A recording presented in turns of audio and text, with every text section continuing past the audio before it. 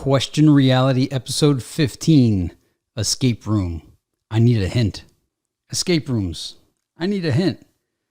So if you've ever been in an escape room, some of the rules are you could ask for a hint, but all attendees have to chant a request for a hint together to receive a clue. The clue is usually in the form of like a clue or a riddle instead of a direct answer. It's like a prayer or using the law of attraction, requesting guidance or assistance. But it's not a spoon feed. You have to somewhat think slightly about the hint offered. Although I guess the observers of the room kind of evaluate your level of intelligence. So perhaps they may offer you a direct clue. For more advanced gamers, I suspect they offer a different level of riddle. In an escape room, you know you're being observed, but yet when we're on Earth outside the escape room, we don't think we're being observed. And I don't mean by the government or echelon or your mobile device, because if you think about it, when people pray, in a way, they think they're being observed by somebody or that somebody's listening. I need a hint. Some people need it straightforward. Others appreciate the subtlety. When I've used the law of attraction or prayer, the results are much like a hint offered by someone, although I've had people that I never spoke to literally walk up to me and offer me a hint or something to carry me on my journey. And I'm not kidding. I've been visited by the Adjustment Bureau. I've had people that I've never seen before literally walk up to me like, "Hey, John, blah, blah, blah, blah, blah. Just thought you'd like to know." And I'm saying, how do they know who I am? Escape rooms. Are we in one? Think of the Truman Show. He finds the door.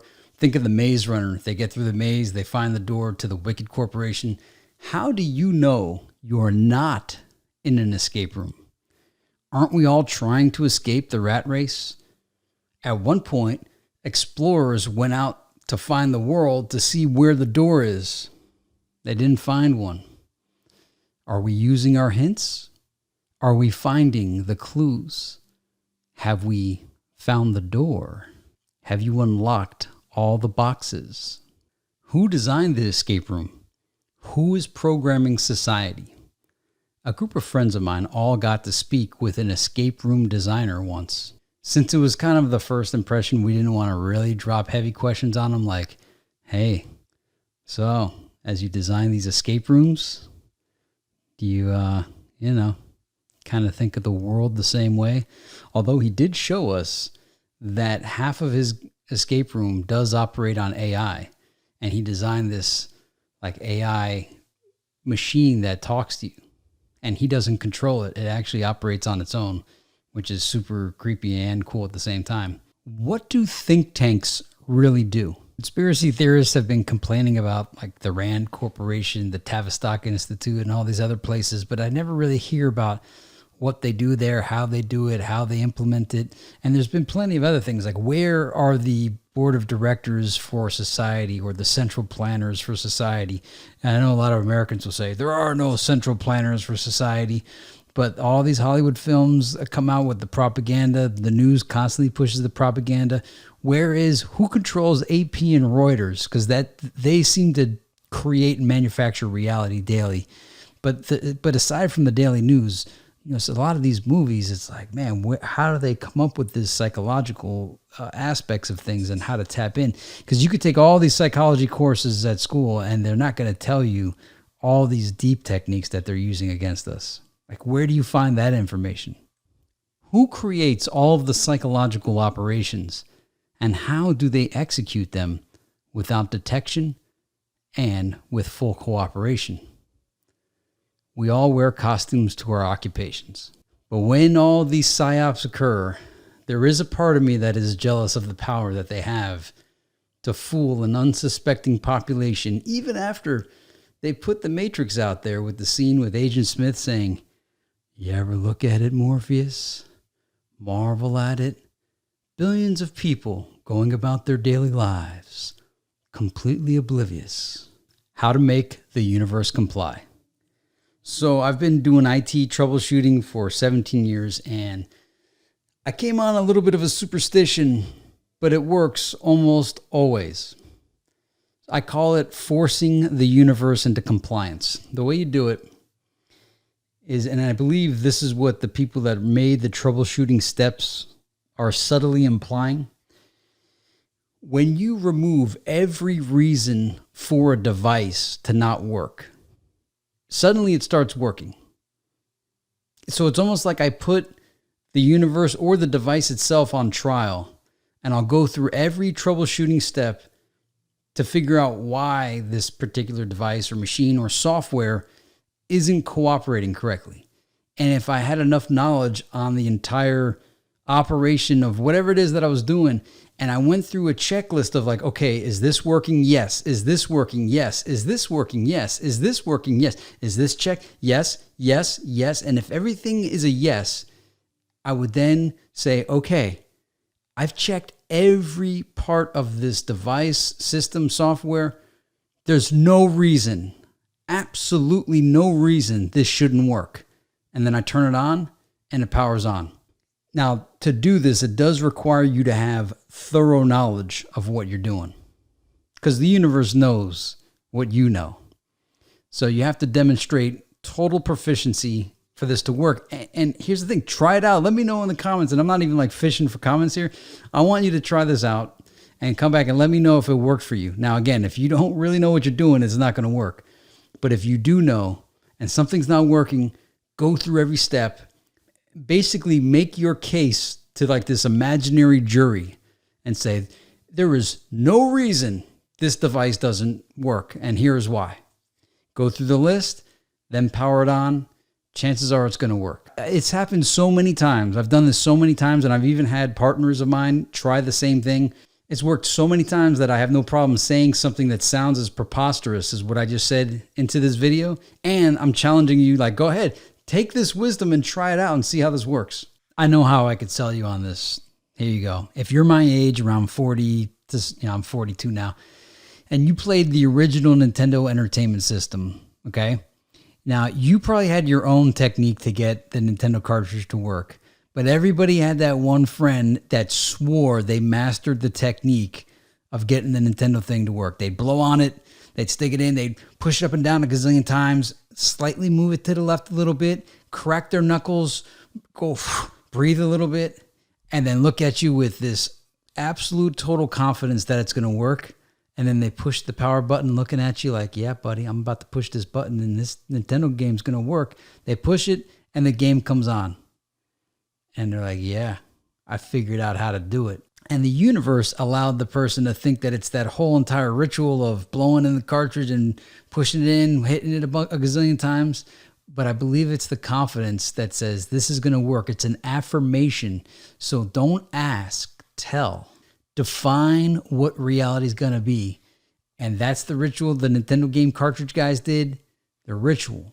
But it was the affirmation of the supreme confidence knowing, almost forcing that Nintendo cartridge to work from their will alone is what made it work. And to qualify it further, I've had multiple friends that had the same exact approach, and their technique would be different. They all didn't have the same exact technique. And so how is it that all these different techniques that if I would try them after it not working all night and doing it without the confidence of it working, and it just doesn't work, and then they go, get out of the way, let me show you how this is done. They do the same exact thing, but at the end they're like, it's going to work, buddy. Watch. Go ahead. Try it. I bet you. So, hey, define, have the affirmation of what is, and it'll be so. The universe is your oyster. And you just got to know how to ask for the opportunities. Don't ask for specific things, but make sure you do have specificity in what you request. But also leave enough vagueness. If you watched my series on the secret of Shambhala, the 11th insight of the Celestine prophecy, the second chapter, I think it was the second, one of the two, talks about expectations, and you have to learn how to curb your expectations. You have to allow the universe to perform its magic while still remaining anonymous, to the point where if you said, hey, I'm using the universe for my advantage, it'll seem like you're crazy. It seems that one of the rules to this is you can't acknowledge, one, that this is a game, and two, that the universe conspires on your behalf if you do it right. So remember, specificity and vagueness, and control your expectations. And I found the best way to use the law of attraction is to ask for an opportunity to present itself. Because that way the universe can still remain anonymous. It still appears coincidental. But if you roll with the self-esteem prophecy, you know that you're living a series of synchronistic events and that nothing is a coincidence. But you have to allow that coincidentality there so that the universe can remain anonymous, so that it doesn't look like we're conspiring on behalf and that we're just here and we're in total control and we're by ourselves. But if you know it's there, just know how to utilize the specificity, but don't be too specific, but make sure you are specific enough that you don't elicit an unintended, because you're going to get what you ask for, but it may not be what you meant. So make sure, the best way to explain this, you'd have to have done some computer programming. Every programmer knows they'll put in a line of code and they'll execute it, and every now and then they're going to get something that they didn't expect to happen, and it like frightens you almost, because you execute and you expect something to happen and something completely different, unexpected happens. And then when you look at the code, you say, oh, wow, my logic actually specifically said to do what the computer did, but it's not what I intended, but the computer did what the instructions said. So if you think we're in a simulation, make sure your logic and your specificity is accurate to what it is that you really want. And as I said, leave the vagueness there so that the universe can be creative. Escape room, out-of-body experience. So when I was an infant, I was in a hospital in like a tent, an oxygen tent. I think I had a thing called croup. And I remember traveling through the hospital, going through the walls. I remember seeing the room. I described the entire room to my parents. I mean, to the letter. It was exactly the way it was. And I was like, how could I have recalled any of that as an infant? And as I went through the walls and I traveled through, well, one, I saw my body in the tent, which was bizarre. I saw my mom asleep on the chair. I saw the black and white television hanging from the ceiling, which is actually kind of impressive when you think back that like 1980, they had hanging televisions, but it was like a square CRT, black and white. Although it's strange, now that I'm thinking about it, I can envision the TV hanging and also the TV being right next to the chair at like eye level where my mom was sitting. Well, over the course of 40-something years, my memory is now kind of, it's in two spots, but one was on, it's not a matter for me to describe it. It's not like anybody other than my mom could verify it. But bro, now I'm thinking about this. What was a TV set doing in a room that had an oxygen tent? So there was a TV in there. I go in hospital rooms now, there's no TV sets in 2021. But as I traveled through the walls and I saw like nurses wheeling people on their carts, nobody saw me. No one saw me travel through. So I'm going through walls, but again, I'm so young. I don't know how the rules of the world worked. And I had done things like this, having other out-of-body experiences. And then I encountered this one kid and he could see me. And I remember what the kid looks like even still. And I don't know what he was doing. He was just like sitting there thinking like, where's your parents? Where's your family? And he said to me, you know, you're not allowed to do this, right? You know, you're not supposed to be doing this. And I said, what am I doing? He goes, you're traveling through the hospital. And I said, well, nobody told me I'm not supposed to travel through the hospital. He's like, yeah, no, you should go back. You shouldn't be doing this. And I'm kind of wondering, like, is this kid in charge? Because he's the only one that's told me this. None of these adults even seem to see me. So if no one can see me, how am I breaking any rules? But he was kind of implying, like, you shouldn't be doing this. So I then figured, like, I don't really know why I'm even wandering the hospital anyway. So I went back to my room and saw my tent. And when I say walk back to my room, I mean travel back through the walls. Now I'm consciously saying, like, can I just go through these walls here? Okay. So I'm going through the walls again. The first time I didn't intentionally even realize I was going through walls, but on the way back, I was, can you just do this? Can you just go through walls? You could just go through walls now. Okay. Saw my body and figured, like, okay, so how do we do this? How do we get back in the body here? And then bam, I'm back in the body. And misery of being in the body, having whatever kind of cold that is, had returned. But whatever. So it's a neat out-of-body experience story. Figured I'd share it. If you've had your out-of-body experience, let me know. I've had other out-of-body experiences. I hope I told the stories of them. I'll save that one. I'll save those for another video. I've done it a lot, unintentionally. I never did it on purpose. I never like actually intentionally tried to have an out-of-body experience. You know what? I'll tell it right now. So I was in middle school, and I didn't know I was having an out-of-body experience. I wake up. I thought I woke up as like a full body, but apparently I didn't. You'll see. And I go to my kitchen, and my mom's washing the dishes. It's like 5:15 in the morning. She was a teacher who taught high school, and high school had an earlier time than middle school. So that's why she was up so early. And she's washing her dishes. I'm still feeling tired, and I see the clock says like 5:15, and I thought, oh, thank God, I want to go back to sleep.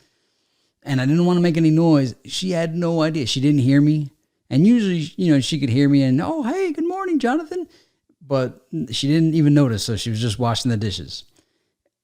And so I was, all right, she doesn't see me. She doesn't hear me. I'm not going to get into a conversation which might wake me up. I'm going to go back to my bed and maybe get another hour of sleep. So I turn around and I start going back to my bed, and I start feeling like, oh, man, I feel real weird right now. Like it felt like getting this real good massage, but I also felt like I was like urinating all over myself. So, you know, like total relaxation, right? You know, think about, hey, I'm just peeing on myself, right? So it felt like I was getting a massage and peeing all at the same time. And I'm still like walking toward my room, but then I'm like, am I even walking? Like I didn't feel my feet. Because all I'm feeling is this weird, like numbness, not really numbness, but like, you know, like how you feel when if you ever peed on yourself, you know, that like real, it's like, you know, you're not supposed to pee on yourself, but when you end up doing it, you're like, man, this is, or not really peeing on yourself. Like if you peed in the ocean or peed in the pool, peed somewhere besides peeing in the toilet, right? It's that real relaxing feel. And that's what I was feeling. And I was feeling like a massage, like just like that, like a massage by a real good massage artist that when they apply it, you know, you almost get like quasi paralyzed in a good way though. Like the feeling I'm trying to describe is absolute relaxation, total and complete. But there was also like an electric feel to it. I don't know, like peeing on yourself, right? Actually, let me see if I could describe this even better. The massage part wasn't really like a massage, like a full body massage where your muscles are being like all your tissues. It was more like a stronger person does that pinch on your, it's not your neck, but it's like your shoulder, but it's not your shoulder. It's that part between your neck and your shoulder. And it's like a pressure pinch. And when you get pinched there, you say, I don't know if this hurts or if it feels good. It's whatever that in-between feel is of confusion of like, it both hurts and feels nice at the same time. And my legs, you know, I keep saying that I was traveling because I didn't feel feet walking, and where my feet would be, that's where that whole, you know, it sounds funny about the urinating, but that's what it felt like, almost like that I didn't have feet. It was a real strange feeling where my feet would be, but there were no feet. It was tingly like electric. So I'm traveling back to my room, and now I'm real chilling. At this point, I'm like, man, it's so good that I get another hour of sleep. I'm in my room now, and then I see myself in the bed, and I think like, okay, all right, so now what? Like I didn't think of like, oh my God, it's my body. None of that, because I just wanted to go to sleep. I see my body, I'm like, all right. So now what? Like, what do I do here? What do I do here? What do we do here? Because it doesn't even make any sense. And then at that point, my eyes open up, and I'm in my bed, and I'm trying to move, and like every part of my body doesn't work except my eyes. Like my eyes open, but my arms, my legs, nothing can move. And then at this point, I forget all about what kind of just happened, and I'm starting to panic that I can't move any body part. And then And I'm thinking like, man, I wonder if like this is like an alien encounter right now. Did they just paralyze me? Am I going to see some ETs walking through my room now? And then just as I thought that, I then remembered, I'm like, no, wait a minute. And I heard my dad waking up to go to work. And I'm thinking, no, my dad's awake. And I just saw my mom in the kitchen. The boogeyman can't get you if your parents are awake. So once I got relaxed through that, every single motion I tried making with my body, they all delayed. So like my arms and my legs and everything all at once, like, and like I almost fell out of the bed. So then I'm awake again in my body now, thinking, okay, my body works again. And then I was wondering, like, did I like sleep on every body part? You know, like when you sleep on your arm, you can't really, well, actually it's like pins and needles. But so I was happy to have control over my body again. I was happy that I was in my bed. But at this point, I'm like, I can't go back to sleep after this. I had to like get out of bed. All right, there's my dad. He's getting ready for work. Go to the kitchen. I see my mom and I say, hey, were you just washing the dishes a few minutes ago? Yeah. Did you hear me come in here? No. And then I tried to explain what happened. Yeah, it's kind of scary for someone to tell you like, hey, I came in the kitchen. You didn't see me. I went back to my room while thinking I was peeing on myself, but I wasn't. Saw my body in the bed. Woke up in the bed paralyzed. Regained access to all my motor functions. And I just came to see you. See, that must have been a pretty bizarre combo for her. And that's about the end of that story. But I think some of these things, if you had an out-of-body experience, maybe you felt like you were peeing on yourself, or maybe you have a better way to describe it. I know the way I said it sounds kind of gross, and I don't know what kind of mental images you had. It's not like I go around peeing on myself, but I've been at the beach a lot where there haven't been any restrooms, public restrooms. And, outdoors in Florida, you drink a lot of water. The fish and the sharks peeing, they go to the bathroom. And the ocean is nature's restroom. So, but I will say, like, when I do, if I do have to do that in the ocean, I kind of have to like coach myself because, after you push some water out, some of it comes back in and it's salt water, But here are the symptoms, we'll call them, of out-of-body experience. That massage, urine sensation, people not seeing you, seeing your own body, trying to figure out, all right, what do you do now? Because again, like in middle school, even though, I've been alive at that point for 10 years, it's not like you re-enter your body every day where by that point, it's kind of like tying your shoes, right? So there's the seeing your body, being confused about it. And all the times I've done this, I've never been horrified. I was never horrified at seeing myself. It was always like more of like, all right, so how do I get back in? Never of like, and every time it's happened, I've never sat there to think about like, hey, what does this mean? It was always like, let's get to the next step. I just want to get back in my body. I don't really care about the reality of this. And then the final symptom, and I'm sure everybody's had this in some way, shape, or form, is the paralysis, like the temporary paralysis, not being able to control your arms, legs when you get back into your body. Some other out-of-body experiences I had as a kid, when I was in my crib, I out-of-bodied a lot. I'm a big fan of freedom. So being in that crib was like being in a jail. It was a big crib and it had bars on it. And you just get kind of bored in that crib, seeing the same stuff all the time. So I just kind of like say, I want to get out of this. I don't want to be stuck in this thing. And before you know it, I'm traveling across the hall to my bedroom, to my future bedroom when I was a big enough boy to sleep in a real bed. And then I'd go back to the crib, kind of see myself in the crib thinking, ha, you're stuck in that jail. And then get back in my body. As an adult, I haven't done it. I don't think it's happened even once. There's been a few times, there's actually many times where I'll get up after I'm sleeping, go to like the kitchen to get a drink of water, and I'm like, dude, am I actually walking right now? Am I actually awake? Even sometimes when I go on walks after working on the computer for 8 hours, my mind is so warped into the computer world that Like I'll be walking and I'll see trees and grass and everything that I'm seeing. I'm like, man, I don't even know I'm looking at this right now. I don't even know I'm awake right now. To where I'm like completely detached from the reality of being awake. It's like my mind is in this other like trance, and I just keep trying to snap out of it. Eventually I do, but the cool part is the realization, like, man, I don't even know I'm here right now. Like, is this really happening? And a couple of times it would happen in class where, like the teacher will be teaching, and then I'll be like, is this really happening? What? Those are the odd bodies. Let me know about yours. Because again, this whole Question Reality series is to normalize this. By me saying all this wacky stuff, it normalizes it. It makes it seem like a normal conversation to have. Listen to how normal I'm talking about this.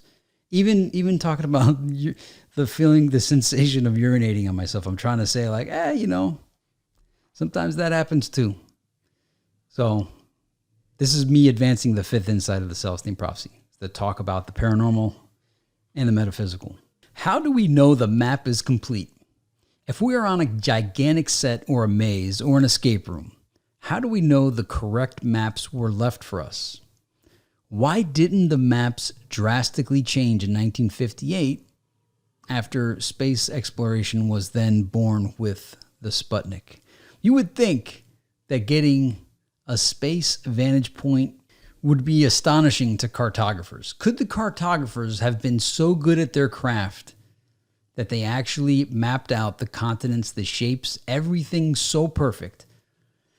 Because, and I ask that because looking at maps, like a lot of past maps, you see how even the map of North America changes over time.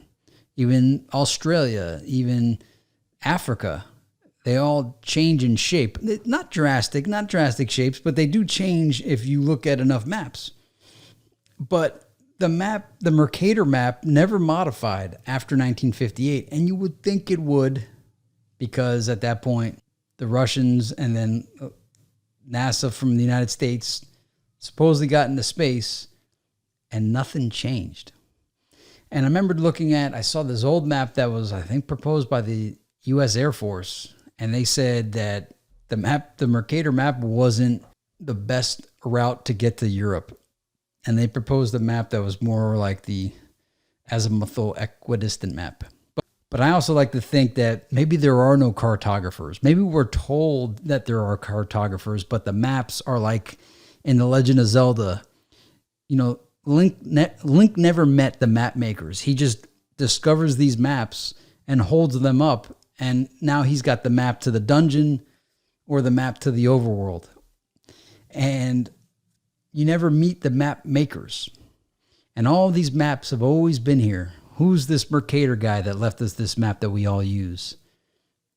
So perhaps the maps were built into this game, much like in Zelda. How do we know society isn't being controlled by Discordianism?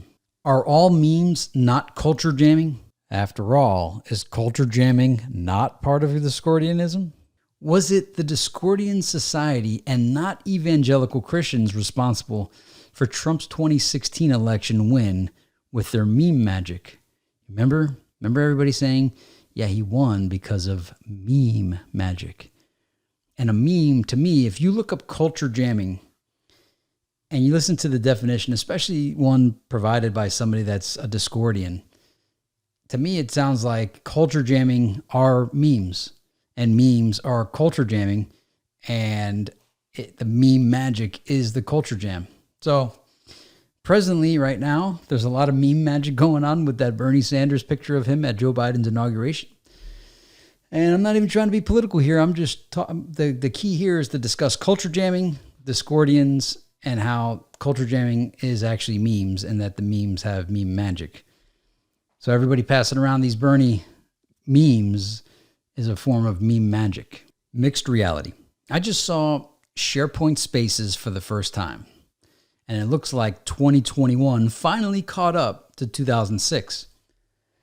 You might remember I made a video about the Exit Reality browser and Second Life, and I was talking about how the Exit Reality browser showed that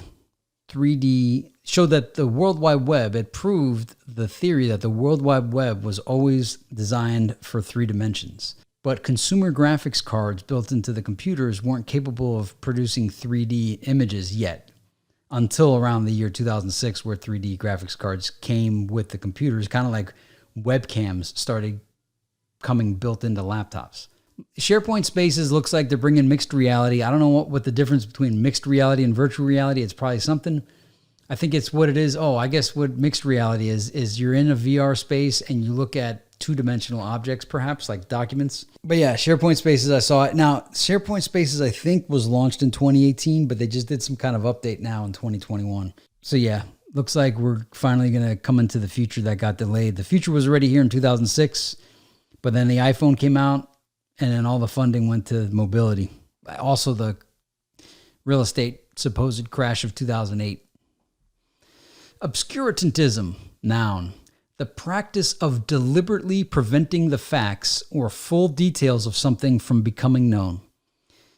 I'm an anti-obscurantant, but there are people, and this is a large practice, where they deliberately prevent the facts or the full details of something from becoming known.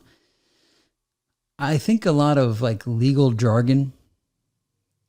Why is legal jargon written in, and not legal jargon, but like legalese? Legalese is so that no one could understand what the heck they're looking at. And so that's why you have the Black's Law Dictionary, and the definitions of those words aren't the same as ours. I just want to make everything so obvious. I think life is difficult enough as is, to then have these obscurantants out there trying to make it even more complicated. But it's not just legal. It's all those people out there saying, yeah, job security. Security through obscurity.